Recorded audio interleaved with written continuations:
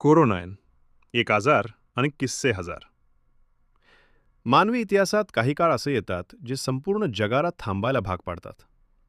2020चा corona काळ हा असाच एक अध्याय होता, ज्याने केवळ फुफ्फुसांवरच नव्हे तर मानवी मेंदू आणि हृदयावरही खोलवर आघात केले.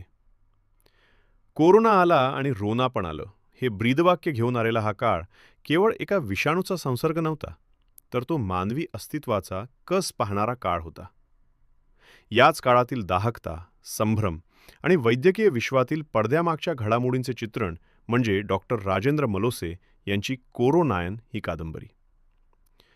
कोरोनानं आपल्याला बरंच काही दिलं आणि त्याहूनही जास्त ओरबाडून नेलं.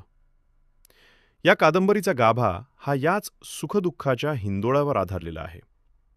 लेखकानं मांडल्याप्रमाणे आयुष्याचा जो रस आटला होता, त्यात कधी कडू तर कधी गोड अनुभवांची पेरणी या विषाणूनं केली. ज्या काळात लोक एकमेकांना स्पर्श करायला घाबरत होते, त्या काळात लेखकानं शब्दांच्या माध्यमातून या वेदनेला वाचा फोडली आहे. ही केवळ एका आजाराची कथा नाही, तर ती हरवलेल्या नात्यांना पुन्हा जगणं शिकवणाऱ्या एका प्रवासाची कहाणी आहे. कादंबरी वाचताना एक गोष्ट प्रकर्षानं जाणवते, ते म्हणजे दवाखानं, औषधं आणि स्वतःचे आरोग्य याकडे आपण किती दुर्लक्ष करत होतो. कोरोनानं आपल्याला आपल्याच शरीराचा आरसा दाखवला. आपण बारकाईनं स्वतःकडे पाहायला शिकलो. रक्ताची नाती आणि जिव्हाळ्याची माणसं यांची खरी ओळख संकटाच्या काळातच होते, हे या कादंबरीतील अनेक प्रसंगातून स्पष्ट होते. जवळची कोण आणि लांबची कोण हे या क्वारंटाईन आणि आयसोलेशनच्या काळात अधिक गर्दपणे स्पष्ट होत गेले. प्रत्येक माणसाची एक वेगळी व्यथा आणि प्रत्येक कुटुंबाची एक स्वतंत्र कथा या कादंबरीत गुंफलेली आहे. या कादंबरीचे सर्वात मोठे वैशिष्ट्य म्हणजे याचा मुख्य नायक हा स्वतः एक डॉक्टर आहे.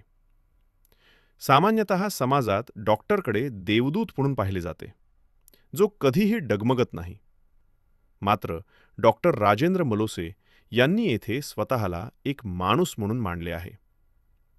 लेखक स्वतः डॉक्टर असूनही या अनामिक आजाराबद्दल संभ्रमात दिसतात.